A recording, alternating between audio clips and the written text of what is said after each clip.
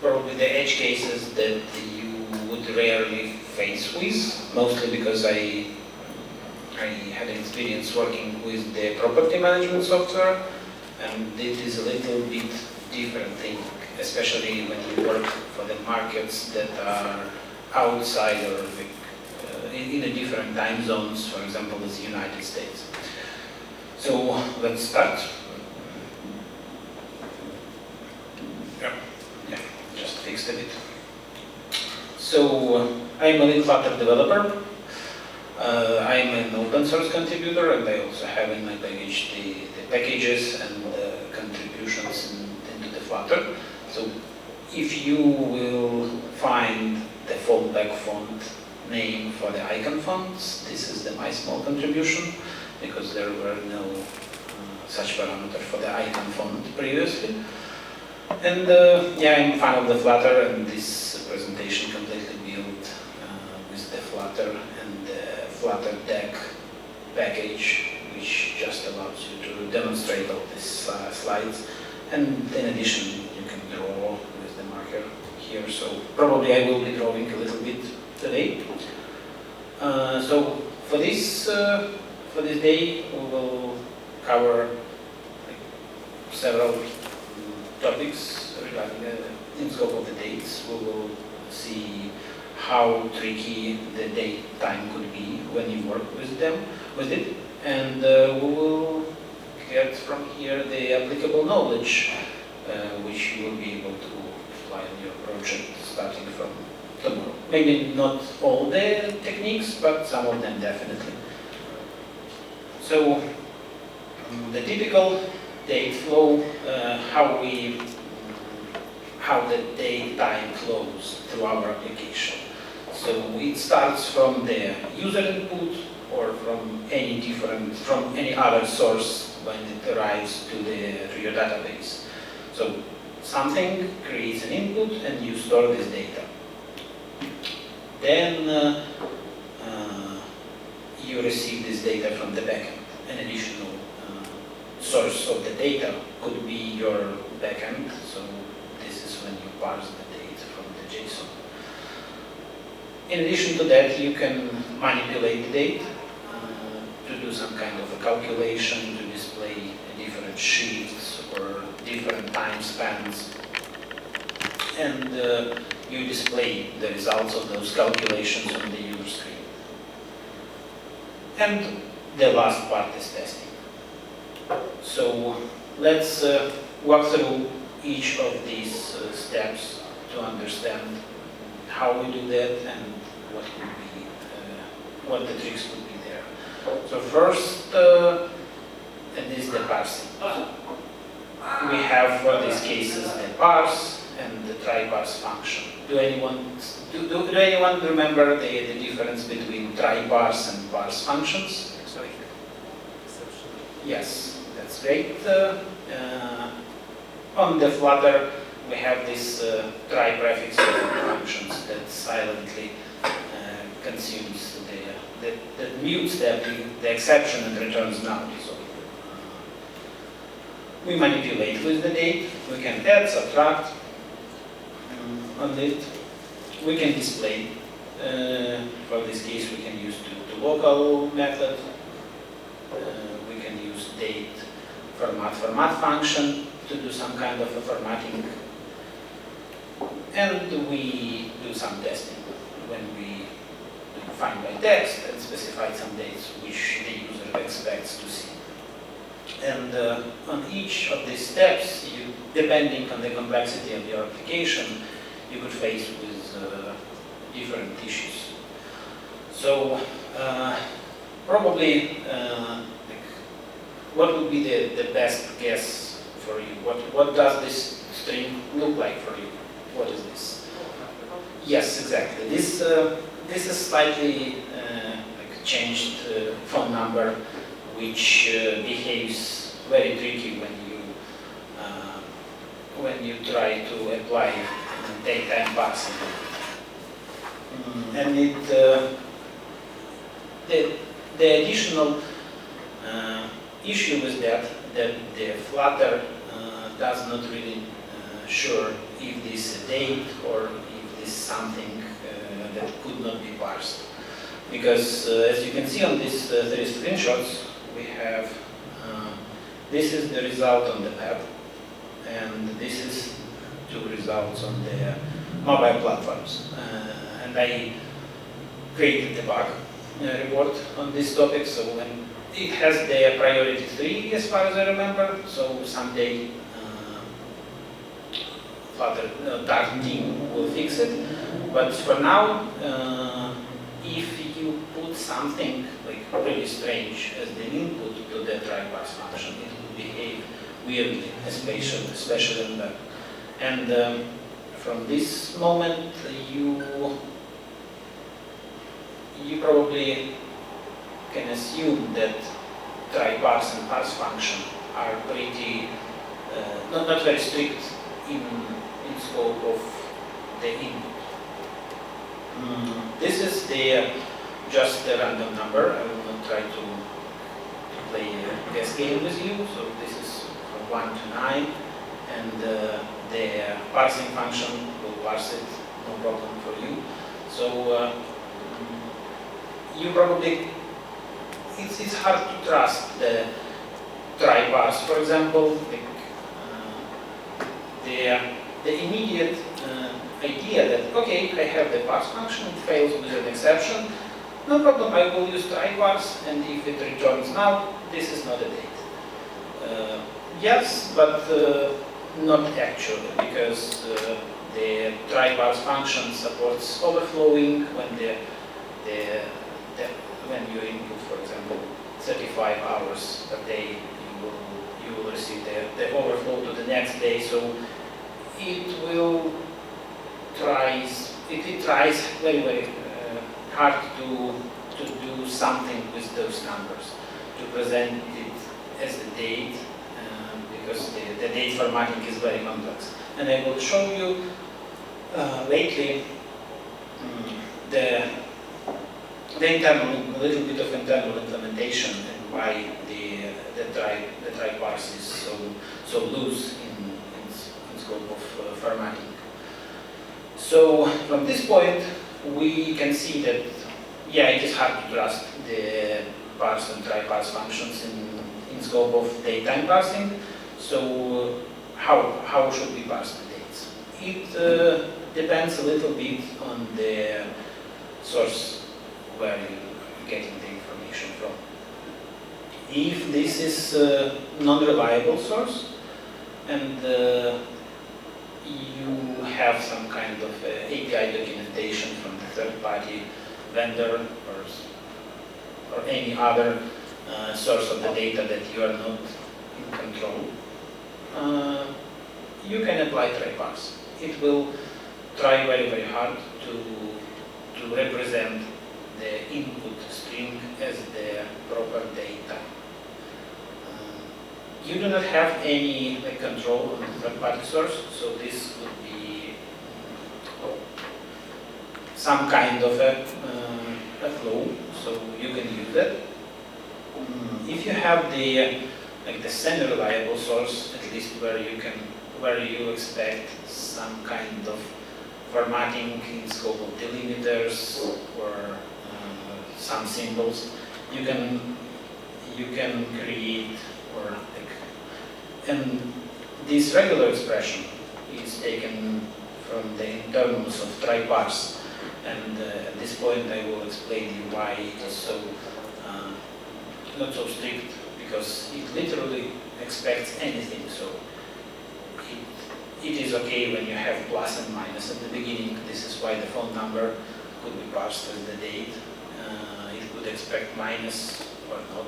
If this is the question mark, it could expect, so almost everything is questioned. So almost any part of the date could be missing. So if you have a semi-reliable source, you can grab this expression, correct a bit the strictness of it, when manually removing things. For example, you could remove plus and minus in the phone numbers. It's not your case, and you can add these dashes and any other. So you can stricten it as much as possible, but the benefits that you can control the level of strictness for this function. And the last part, if you have your backend, your own backend, and you have as much trust as possible, you can use this parse strict function. And this parse strict function is, let's say, official recommendation from the Dart team, because I asked them, like, hey, if we have hard times to trust that the results of the try parse function is the date, that the input into try parse function is really the date. So how can I make a stricter approach? How can I make it as strict as possible? And yeah, this is the recommendation. The date format has a parse strict function. So as you can see, we have October 19th, and it's okay, nothing, normal date. And if I change to the vice versa, the months and the date, I have the format exception. So now you know a little bit more ideas how to parse the dates and what could be the issues or what could be the tricky points which you can meet in the process of date parsing. Manipulating.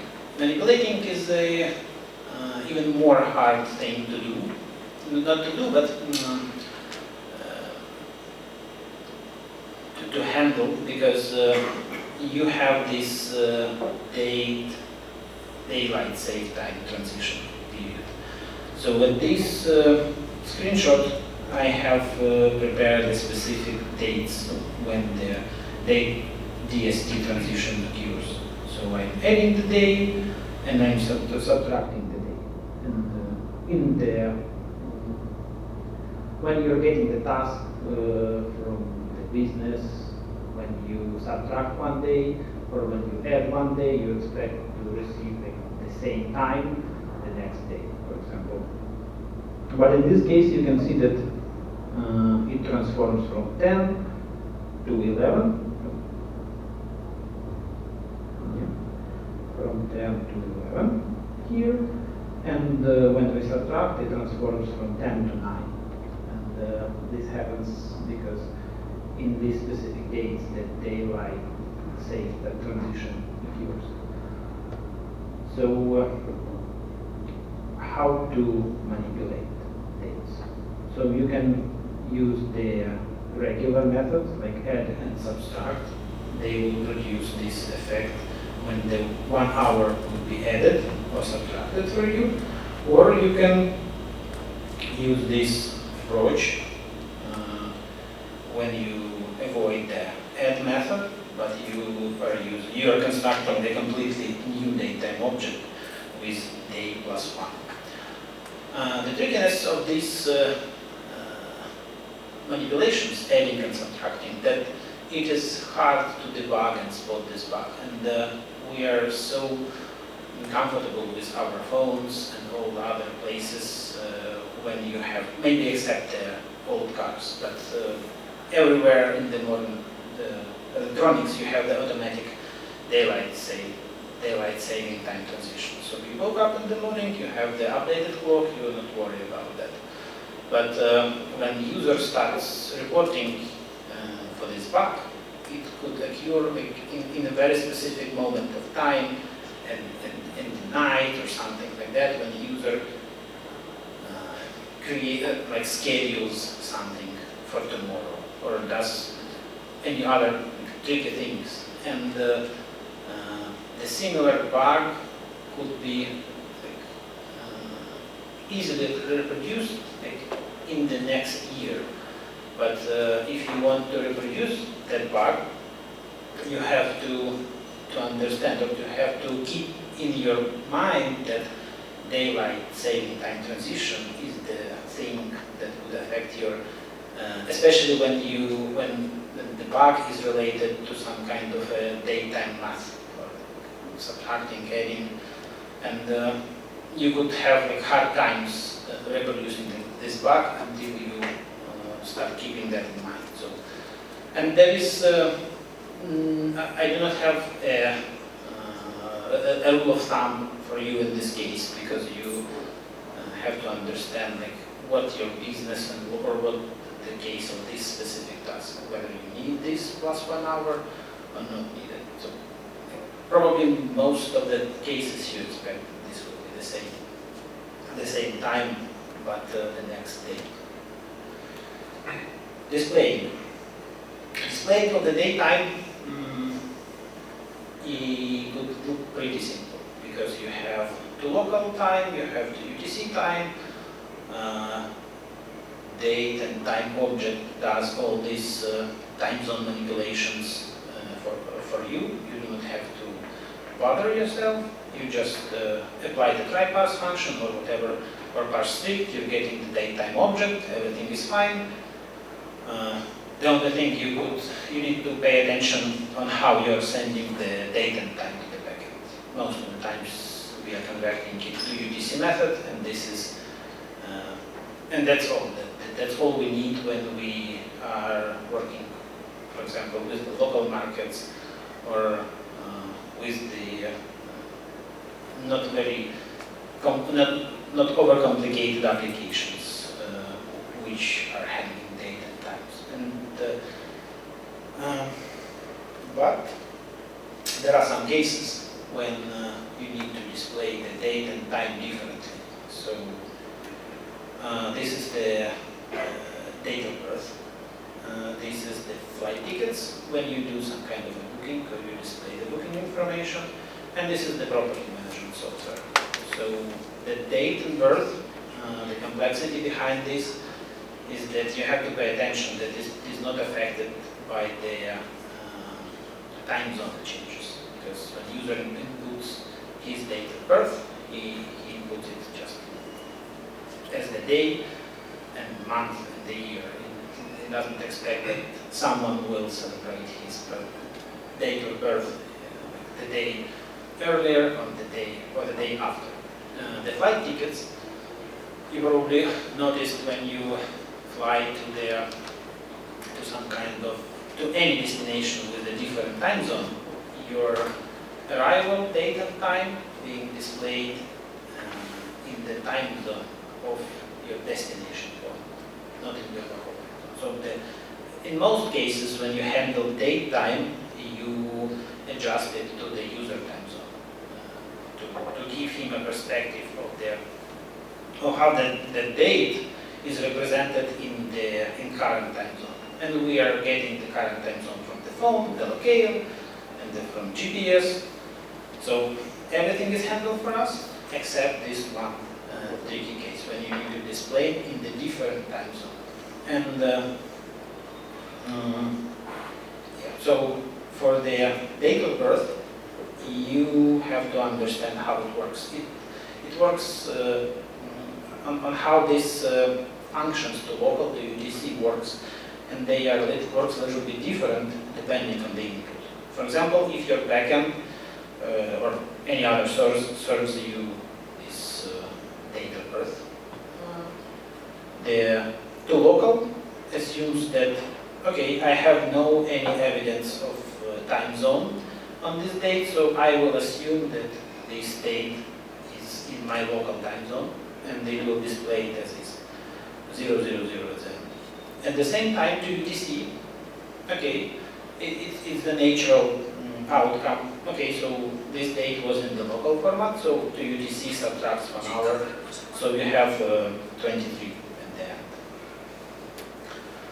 It works a little bit differently when the backend serves you this time in UTC. It's probably the weird case, weird scenario, but in some cases this could be served from your backend. You have to be prepared, because anything that comes from the backend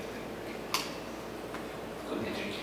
And some backend conventions could be different when you transition from one backend service. From one company to another, there could be different traditions in the backend. So this date time tells us, okay, this is the 19th of December. in the UTC format. So to local and to UTCs, they start behaving a little bit different. So to UTC represents the same date, and to local, in this case, it adds plus 1 hour because I was creating this this demo in Spain, so we have plus 1 hour from UTC. So you have to understand how to handle and how to display the date of birth. Flight date, departure, return and arrival, those are mostly displayed for you in the time zone of your destination, because the date and time manipulation are always mind-bending, and probably if you try to remember yourself working on their application served all over the world, how to process the date and time is always mind-bending. You probably need some kind of a whiteboard to draw how I transform in this case and in this case. So as far as user's mind is very, very focused on his own needs, we display the date of arrival in the time of that specific destination, because you need to book a taxi for some time, you need to align with your transport schedule, and it's natural that you visually pick the date and time from the application screen, and you just move it to some kind of another booking application, for example, bus tickets or train tickets. You don't need to do this manual calculation of time zones. So this is why we're displaying this date and time, in the time zone of destination. And the property management software is the even more complicated in scope of date and time handling, because when you imagine that you're building in the United States and you are in the Europe, some meetup or any other traveling, and you would like to book some kind of maintenance, to schedule the maintenance, to book the event, or I don't know, some amenity like gym or yoga classes, you arrive to the application, and your application, and as far as the building is not moving all the time, should be aligned to the time zone of the building. So when you pick the date and time, it should be in the time zone of the building, because we cannot schedule event for the current time in Poland. We need to always be sure that we are scheduling this date to the building site. And this is the most complicated case, because the built-in dark daytime class, it does not have built-in functionality to easily switch time zone, to play with time zone, to manipulate it, and this, as far as we can see from this documentation, that the daytime object anchored to the UTC time zone or to the local time zone of the current computer. Those you could remember from my previous slides, to UTC methods and to local. So we have like two sides, but we do not have an easy way to say, okay, let's pretend that this data that we received from the server is in Denver time zone or Los Angeles time zone. The only way to handle this is the time zone package. So this is, as far as I remember, this package created and maintained from one of the Flutter team members, and this is also like a response to the fact that there is no reliable way to manipulate with time zone. So this method, it gives you a TZ datetime class, which is almost the same as the date and time, but it can easily handle transitions, and you can switch different time zones, you can parse you can parse the date and the time as you were in the completely different time zone.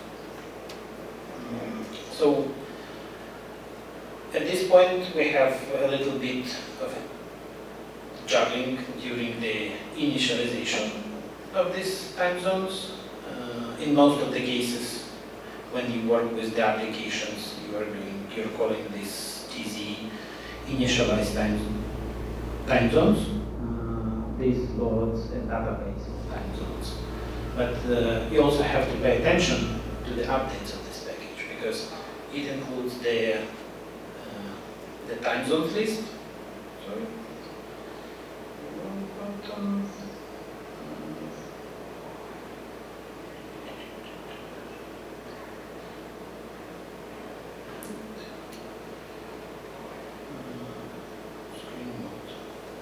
Okay.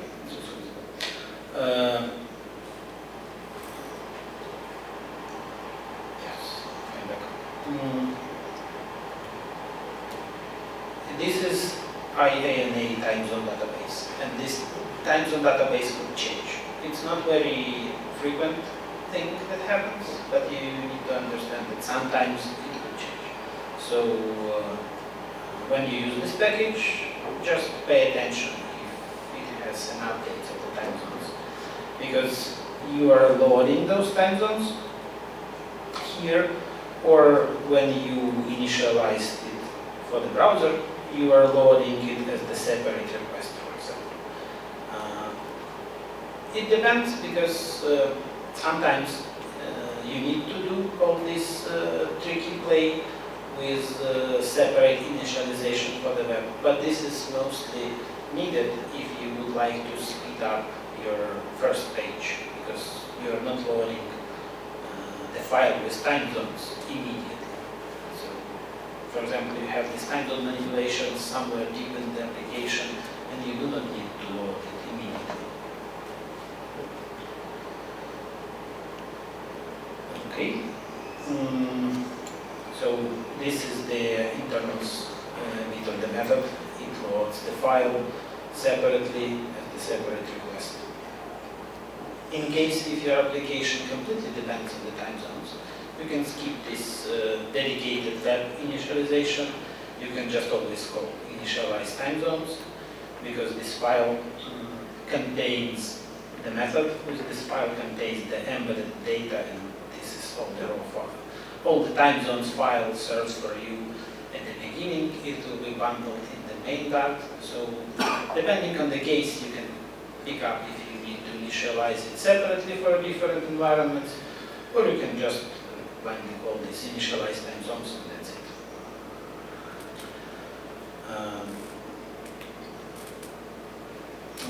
You are using it after calling the initialization method. You set you pick your location, for example, America, Detroit, and you are using like datetime now, and you specify the time zone.